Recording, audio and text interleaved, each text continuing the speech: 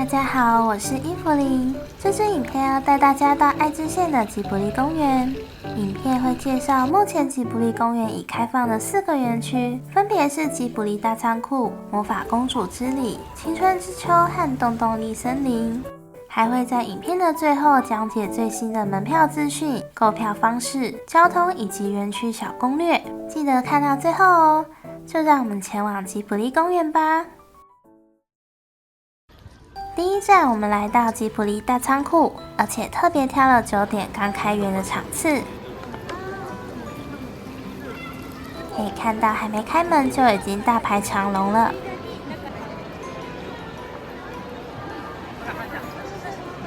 入场时会拿到1张电影票，可以在大仓库的电影院看动画短片。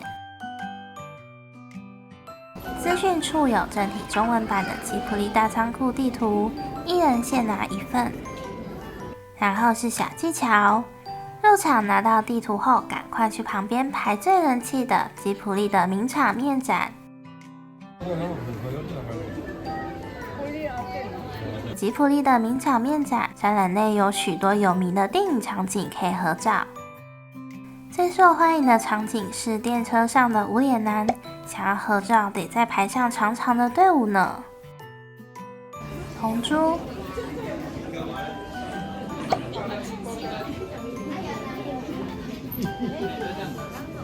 来自红花坂、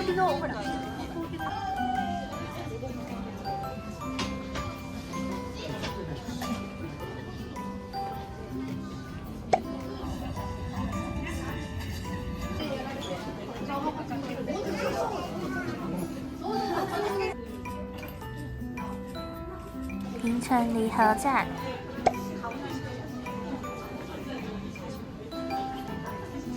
天空之城、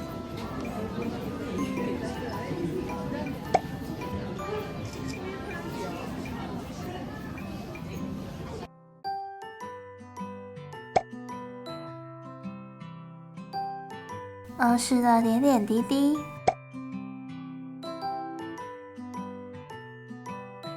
海潮之声、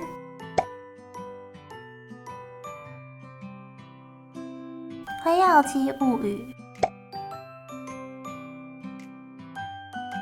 崖上的波妞，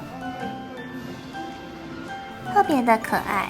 小时候，家人第一次带我去电影院看的就是这部电影。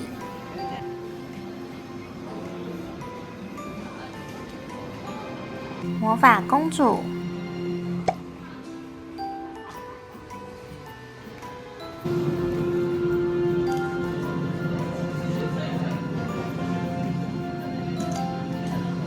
地海战记，我国小的时候最喜欢的吉卜力电影，以为很冷门，结果竟然也有。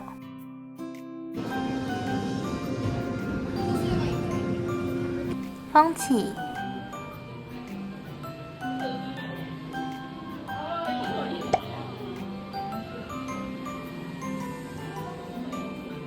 回忆中的玛尼、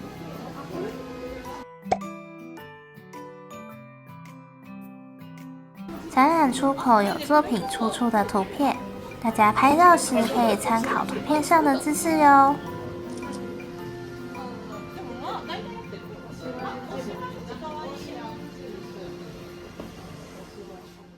看完吉卜力的名场面展后，我们来到中央阶梯。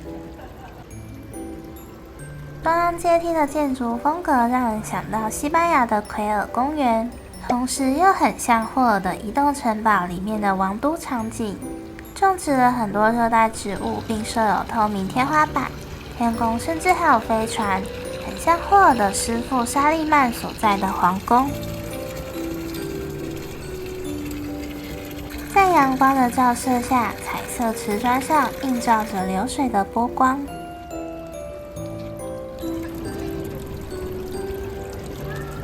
许多小细节都值得细细观察。魔法公主里的小精灵，小时候觉得一只咔咔转头很恐怖，不过吉卜力公园把它装饰得很可爱。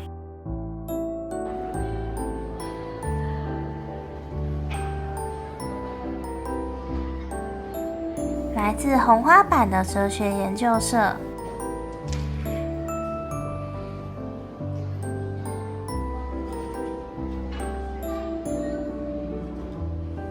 接着我们来到猎户座放映室看动画短片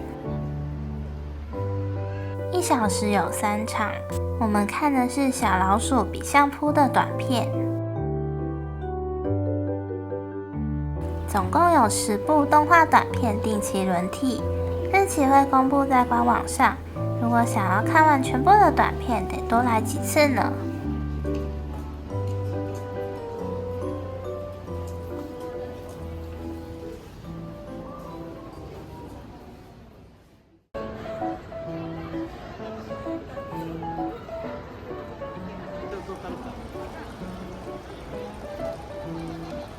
接着来到的是企划展示室，这里主要展览石描绘和满满的吉卜力展。石描绘展览虽然不能拍摄，可是真的非常精彩。相信许多人都对吉卜力电影里的食物印象深刻。这些食物虽然平凡，但是在动画中却看起来超美味。这个展览将许多经典的美食实体模型化，还展出了大量的吃东西分镜稿，分解人物的咀嚼动作、表情、食物和背景的变化，也就是告诉你这些吉卜力饭看起来好吃的背后过程。画稿真的非常细致，我看得超级感动。对动画制作有兴趣的人千万不要错过。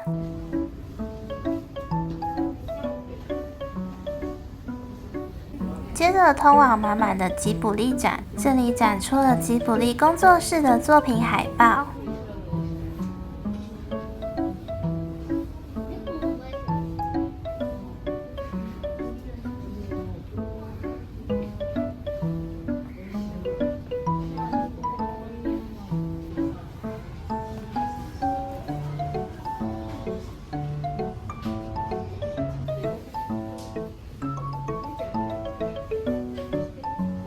还有作品年代表。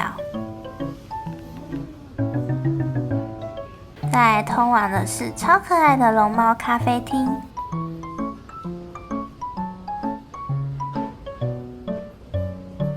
墙上满满都是吉卜力工作室的历年照片，真的觉得很感动。有动画师们的努力付出，才有这些伟大作品的诞生。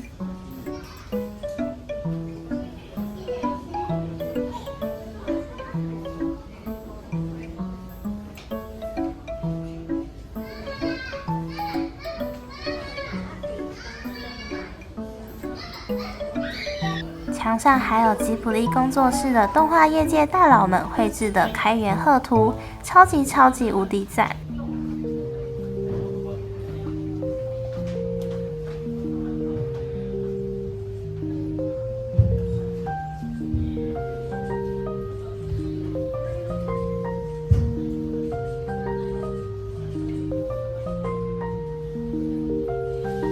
甚至还有宫崎骏老师和铃木敏夫老师的原画，能看到原画真的超级棒。可是这里应该要挂着3幅画的，想到高田勋老师又觉得好难过。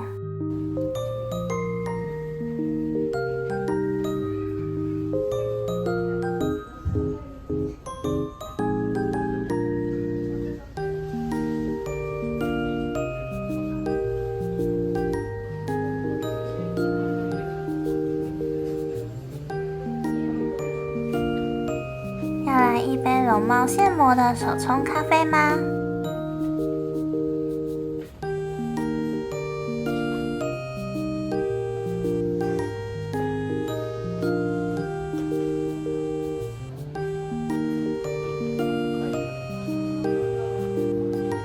这里展示的是来自世界各地的吉卜力工作室作品的海报、包装和书籍。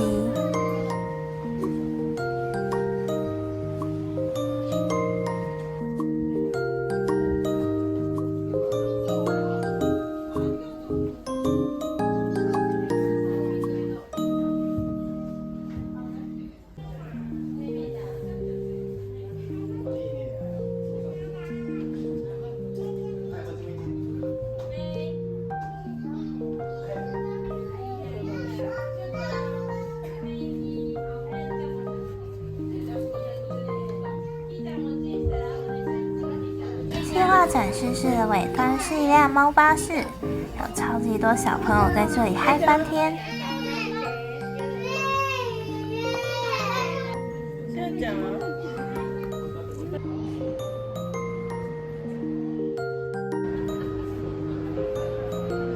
接着我们前往吉卜力大仓库的右半边，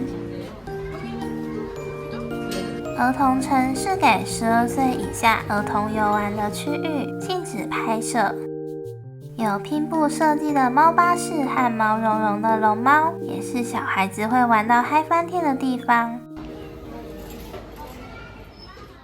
在吉卜力大仓库最右边的区域是南街，这是一条充满复古怀旧气息的商业街，同样细节满满，值得细细观察。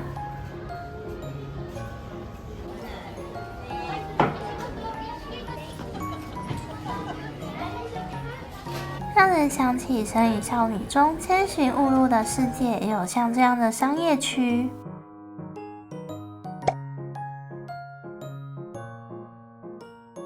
南街里有热空书店、大空模型和粗点心猫头鸡。一开始以为这些商品只是摆设，结果竟然真的可以购买。南街旁有一个天空之城里的机械兵。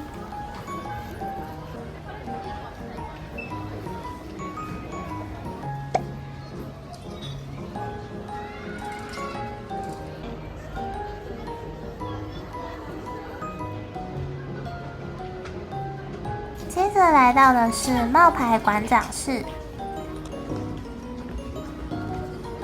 汤婆婆在华丽的办公室工作，但空中还飞舞着契约书，该不会上面都是这里工作人员的名字吧？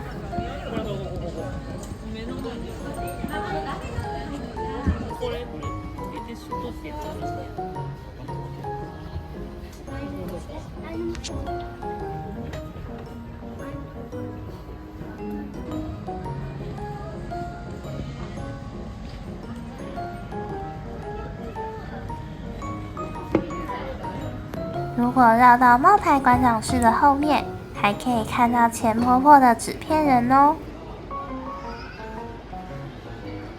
这一间电波室是真实可以使用的电台录音间。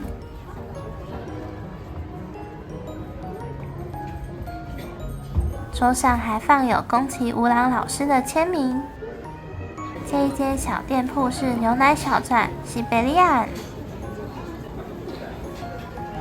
贩售长滑牛乳和风起中出现的西伯利亚蜂蜜蛋糕豆沙三明治。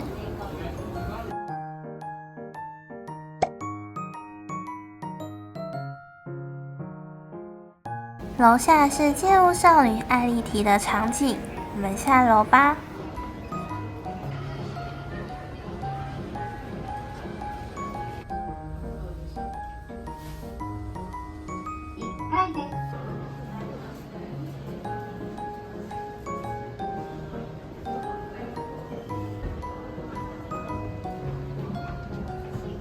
这一区是地板下的家和小人花园，走进巨大的花丛和绿叶之中，感觉自己也变成了小人一族。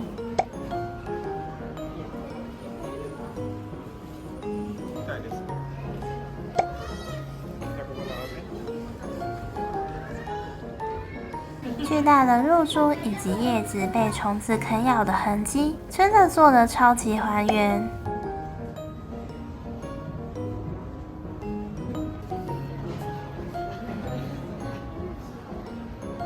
艾丽缇一家的房子内部也被还原了出来。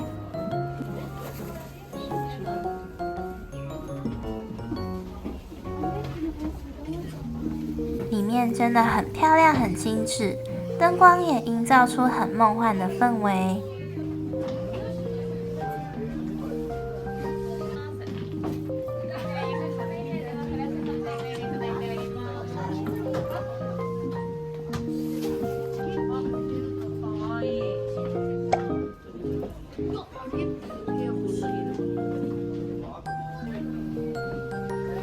好多小细节真的很棒。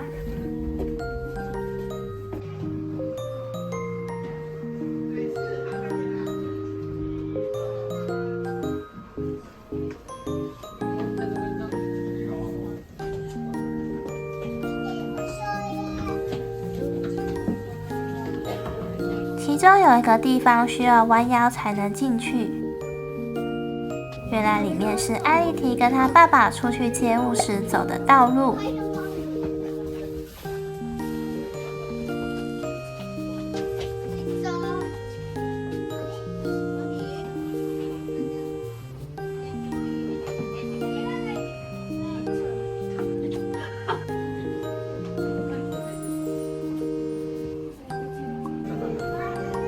男主角留给艾莉缇的纸条，和他第一次借物失败遗留的方糖，太暖了吧！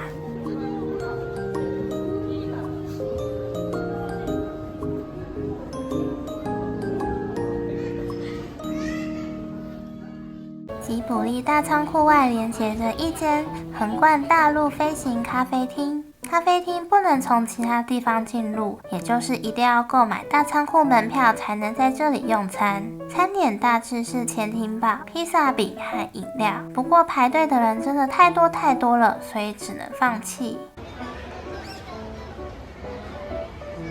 公开仓库中摆放着以前在吉卜力三鹰之森美术馆或是国外展览所展出过的道具作品。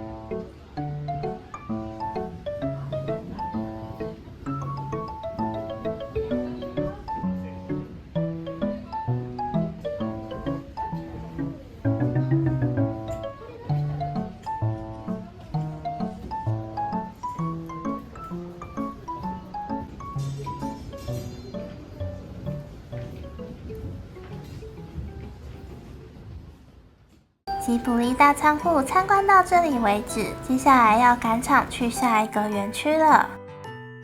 接下来要去的园区是魔法公主之礼，途中会经过以猫的报恩城堡为原型所做的游乐器材，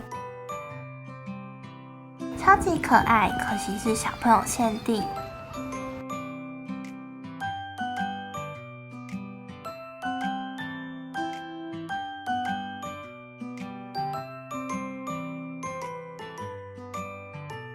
魔法公主之礼是2023年11月新开幕的园区，以电影《魔法公主》为主题风格。主要的装饰物有倚视主和邪魔神，邪魔神身上有瓷砖拼贴。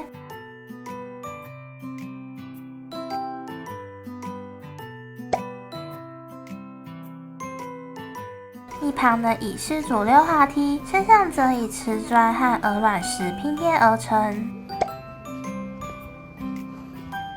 溜滑梯的入口竟然是从肚子下面爬上去，这真的要很小的小孩才钻得进去，然后从屁股溜出来。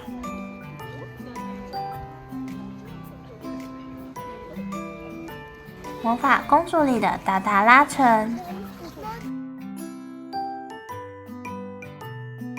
建筑物里面是烤5平饼的体验，体验费是1200日币。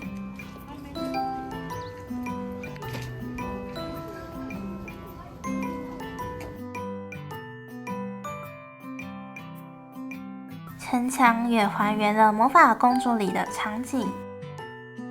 这里有一间纪念品店，专卖魔法公主的周边商品，其中最特别的是小桑的头套，不过价格真的偏贵。正当我默默这样想时，旁边有个日本爸爸为了店员价钱，竟然直接吐槽他看来应该不是我的价值观出问题。如如果不体验考5评比，没有小孩子不玩溜滑梯的话，其实15分钟左右就逛完了。由于魔法公主之旅结束得太突然，所以我们到旁边类似农家体验设施建筑参观，里面可以做菜，可以休息办活动，而且超干净。即使不来吉卜力园区，这个公园也是非常棒的休闲地点。接着我们往第3站青春之丘前进吧。公园里有很多吉卜力小元素可以搜集哦，像是红猪里的钱袋、地海战记的剑、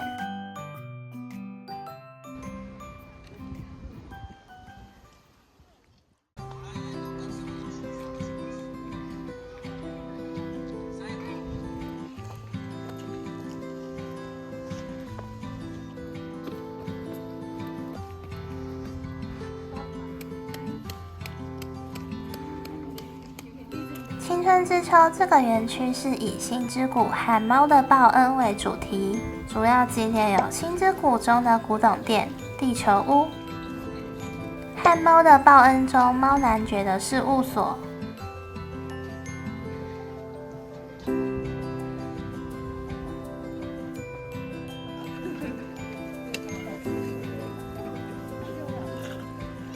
猫咪事务所可以从4面的窗户观察里面的装饰。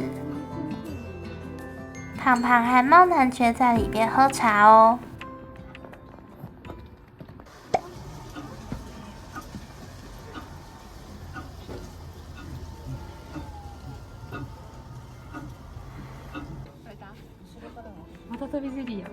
桌上放着戚风蛋糕，书柜上有胖胖的石板。墙上有猫侍女的画像，火炉上有合照，好多细节啊！事务所内部装潢好精致，好优雅，不愧是猫男爵。大家来的时候记得看猫咪事务所的信箱，帮忙收一项信，原来是猫日新闻。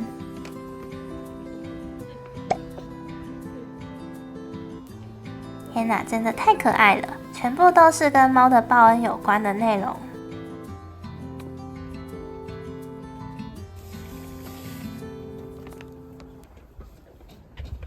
地球屋的2楼是男主角的爷爷的古董店，1楼是男主角天泽圣司的小提琴工坊，里面禁止拍摄。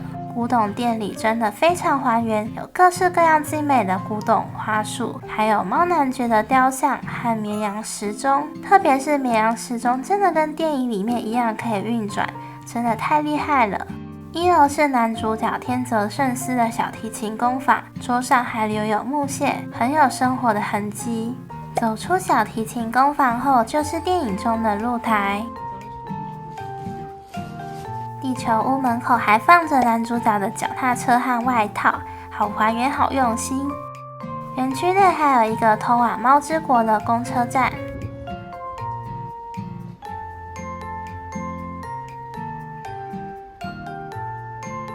可以在地球屋内购买邮票，并在这个邮筒寄明信片。电话亭。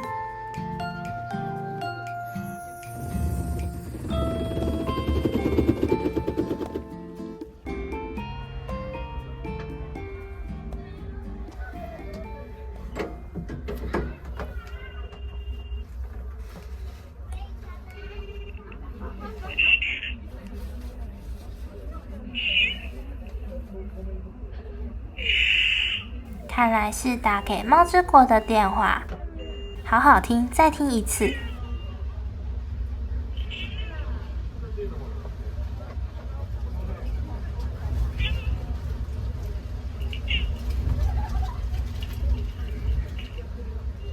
连星之谷中地球屋隔壁铃木家都被还原出来，不过是不能进入的。星之谷女主角月岛的梦中空间。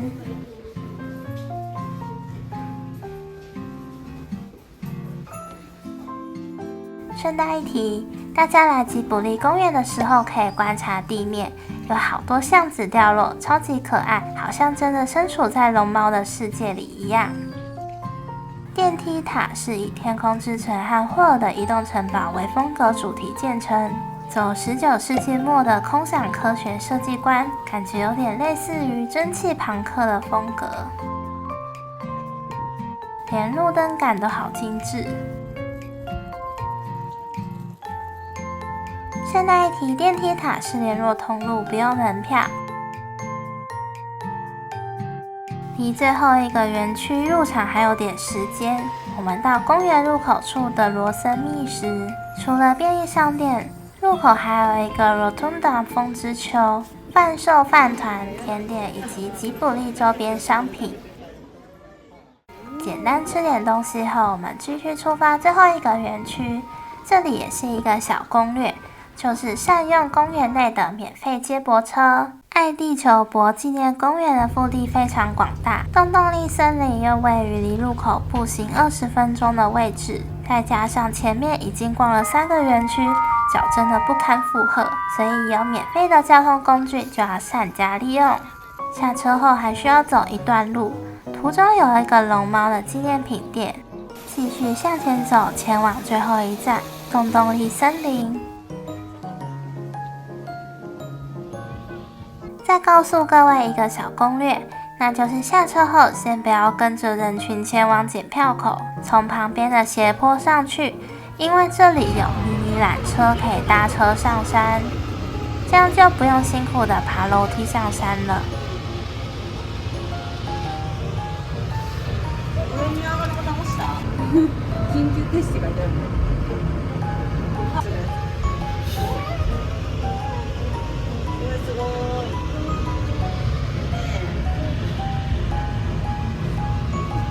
缆车的造型好复古，好可爱。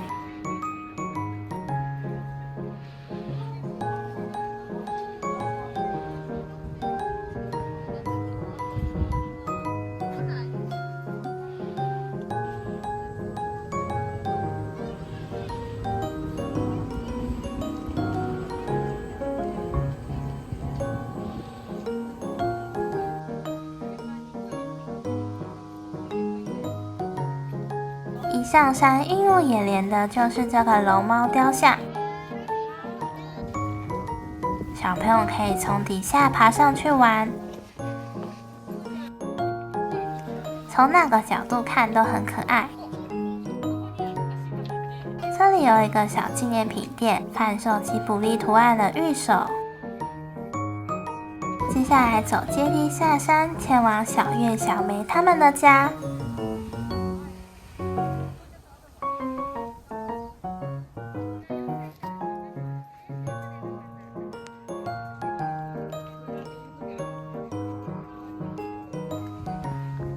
8合目上面是8颗橡子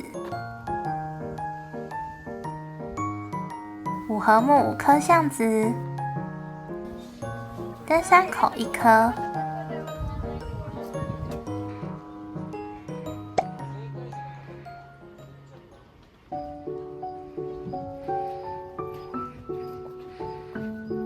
小梅和小月的家。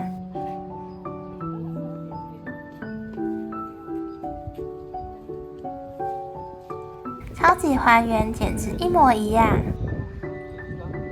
爸爸的书房，小梅还摘花给爸爸。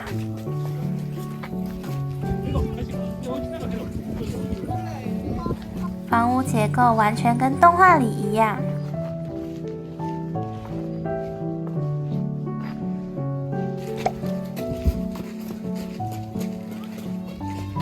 小梅找小龙猫的洞口。罐头罐、汽水瓶都有还原出来。话说这里有这么多巷子，可见是真的有小龙猫吧？爸爸的脚踏车，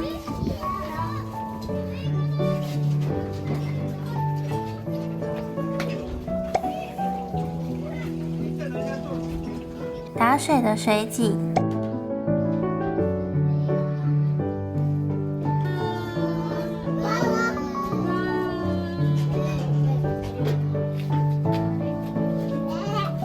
脱掉的水桶，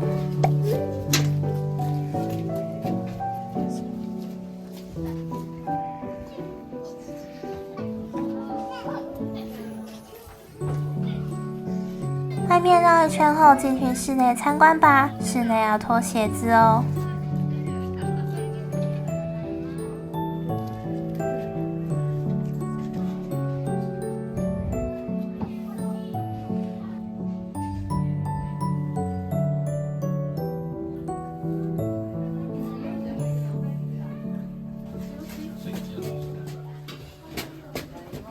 厕所、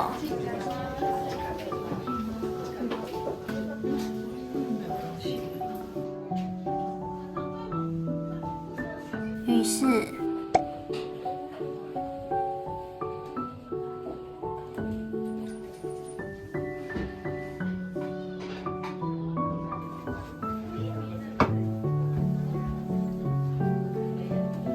爸爸的信。室内的所有抽屉、柜子都是可以拉开来看的，甚至都可以触摸。觉得真是太厉害了，这一点大概也只有日本能办到了。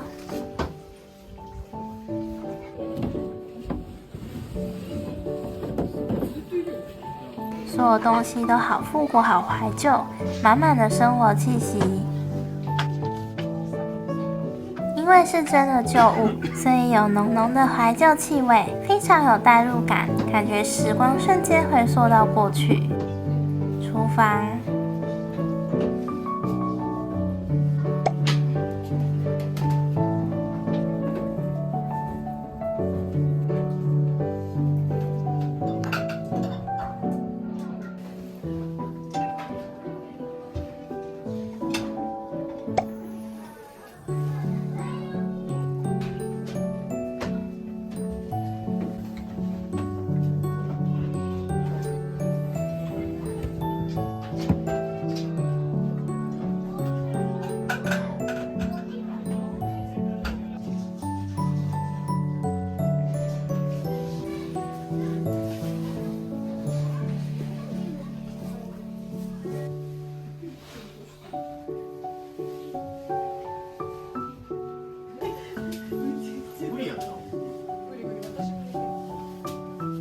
小月的书桌，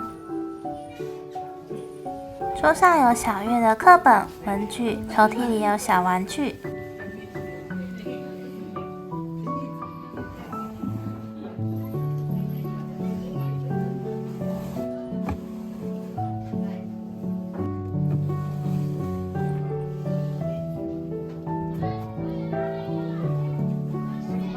一切的摆设都营造出了草壁一家人现在就正在这里生活的感觉，也因为太真实，感觉我好像是在偷窥别人家。发现小梅的草帽，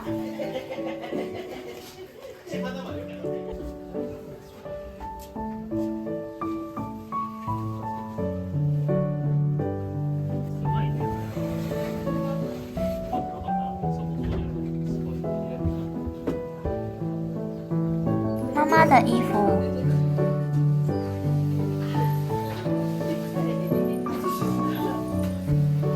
妈妈也是个优雅的人。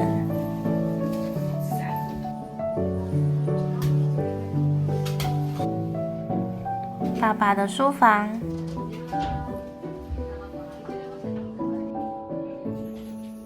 不愧是教授，满满的书籍、文献与资料。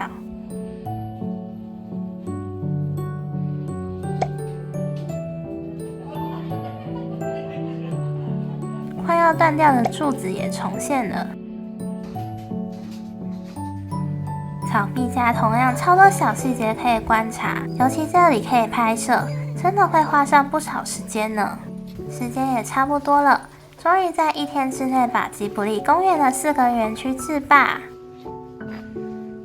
搭乘免费接驳车回到公园入口，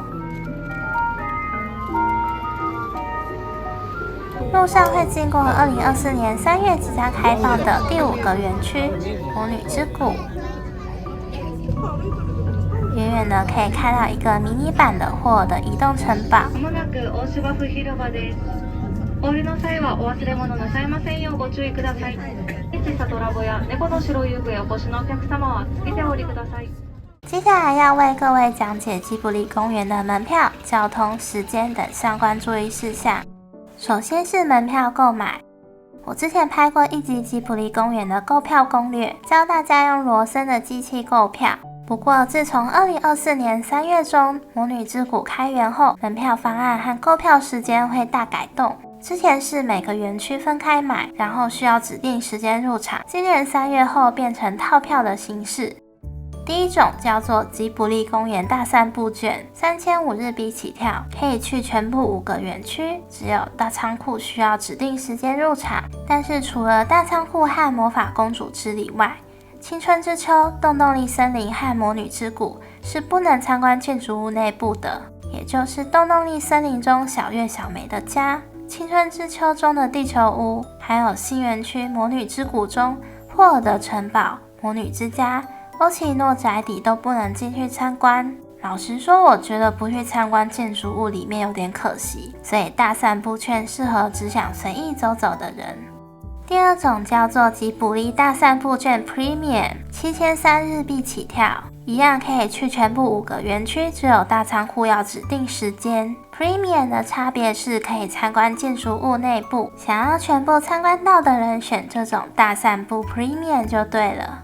前面讲的大散步券和大散步 Premium 开卖时间都是2个月前10号，日本时间14点，台湾下午1点，也就是2月10号日本时间14点开卖4月份的票，3月10号日本时间14点开卖5月份的票。再来第三种叫做吉卜力公园散步券，1005日币起跳，可以去青春之丘、动动力森林、魔法公主之里和魔女之谷。散步券需要指定魔女之谷的入场时间，但一样不能进入刚才提到的建筑物内部参观。散步券是入场日前7天，日本时间17点开卖。要注意，这种券不包含最精彩的吉卜力大仓库。除了票种和时间变动外，一样可以使用网络或罗森机台购票。如果也想使用罗森机台购票，可以参考这支教学影片的机台操作步骤。老实说，吉卜力公园的门票规则真的偏复杂又常变动，连我自己当初在安排时也研究了很久。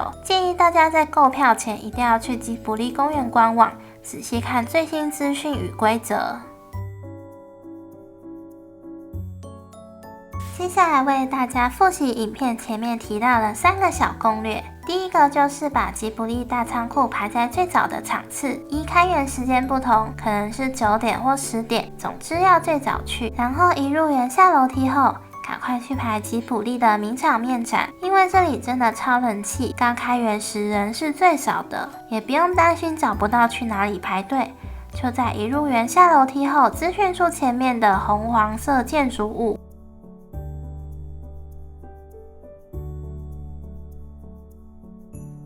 第二点是公园腹地广大，一天想要逛完所有园区，一定要善加利用免费接驳车，节省体力和时间。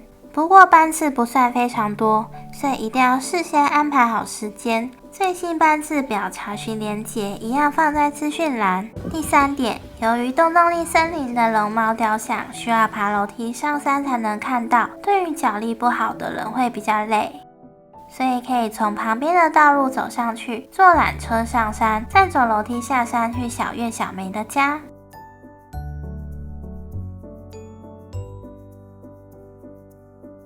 从名古屋车站出发的话，先乘坐地铁东山线到藤丘站，再转另一某线到爱地球博纪念公园站。交通时间大约要抓1个小时左右。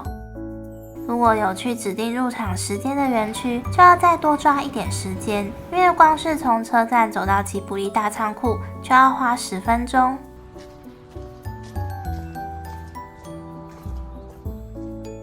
以上就是吉卜力公园4个园区和相关资讯介绍，影片很长，谢谢观看到这里的你，希望影片对你有帮助，拜拜。